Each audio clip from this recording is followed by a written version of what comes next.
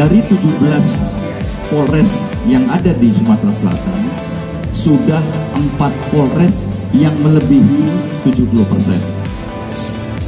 Ada beberapa yang menyusul di bawah 70%, sekitar 69-68, tetapi juga ada yang 3 Polres masih agak berjauhan, sehingga berakumulasi 62% dan 37% untuk vaksin yang kedua.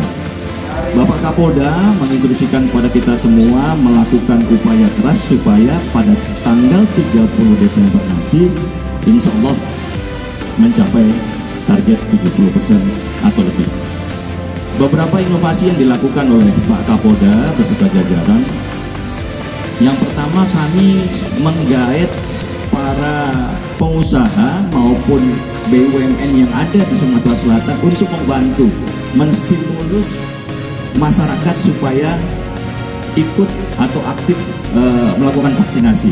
Seperti hari ini yang Jenderal lihat, kami bersama Pertamina unit pemasaran sudah 4 hari Pertamina membantu sembako bagi masyarakat yang datang vaksinasi, diberikan paket sembako. Tidak hanya itu saja, Pak Kabar Reskrim bisa dilaporkan, kami mengerahkan seluruhnya anggota Polri, kami ada 14.000 lebih, diwajibkan 1 orang 3 keluarga, 3 anggota keluarga atau sekitarnya untuk dibawa. Ini tidak hanya itu saja Pak Kabar Reskrim, kami memberikan stimulus, masing-masing Kasatker memberikan stimulus yang berbeda. Ada yang memberikan handphone, ada yang memberikan voucher belanja yang insya Allah akan diberikan pada tanggal 31. Kemudian inovasi yang selanjutnya, Pak Kapolda menginisiasi setiap Polres melakukan undian.